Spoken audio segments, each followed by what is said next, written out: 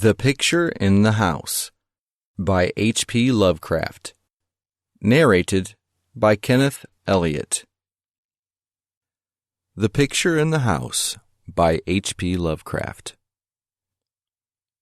Searchers after horror haunt strange, far places. For them are the catacombs of Ptolemais and the carven mausolea of the nightmare countries.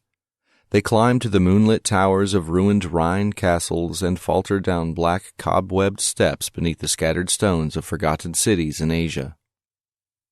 The haunted wood and the desolate mountain are their shrines, and they linger around the sinister monoliths on uninhabited islands.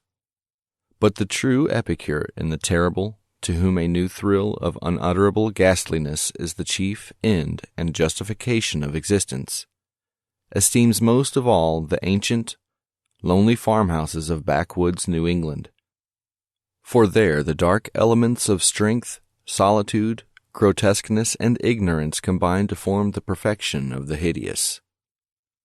Most horrible of all sights are the little, unpainted wooden houses remote from traveled ways, usually squatted upon some damp, grassy slope or leaning against some gigantic outcropping of rock. 200 years and more they have leaned or squatted there, while the vines have crawled and the trees have swelled and spread.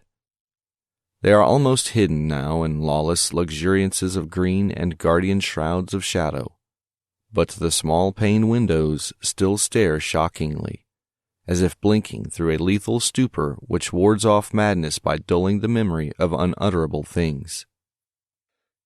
In such houses have dwelt generations of strange people, whose like the world has never seen, seized with a gloomy and fanatical belief which exiled them from their kind. Their ancestors sought the wilderness for freedom. There the scions of a conquering race indeed flourished free from the restrictions of their fellows, but cowered in an appalling slavery to the dismal phantasms of their own minds.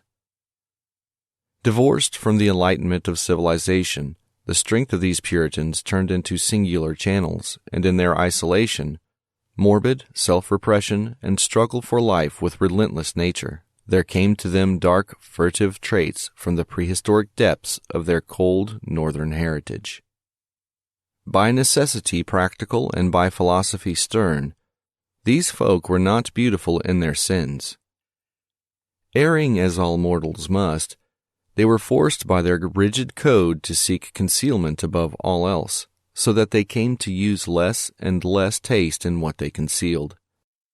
Only the silent, sleepy, staring houses in the backwoods can tell all that has lain hidden since the early days, and they are not communicative, being loath to shake off the drowsiness which helps them forget.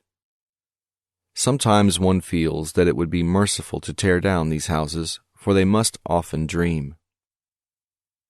It was to a time-battered edifice of this description that I was driven one afternoon in November 1896 by a rain of such chilling copiousness that any shelter was preferable to exposure.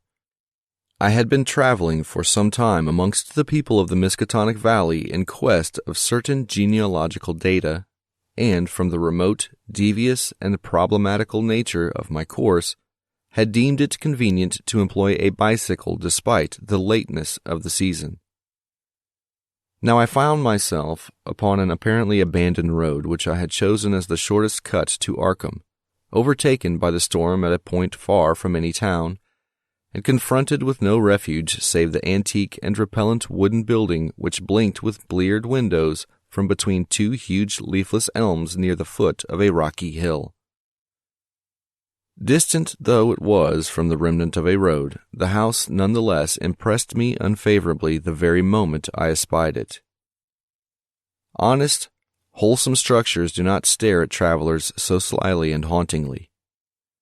And in my genealogical researches I had encountered legends of a century before which biased me against places of this kind.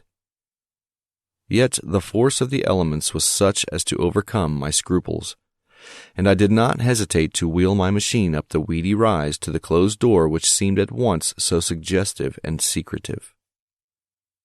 I had somehow taken it for granted that the house was abandoned, yet as I approached it I was not so sure, for though the walks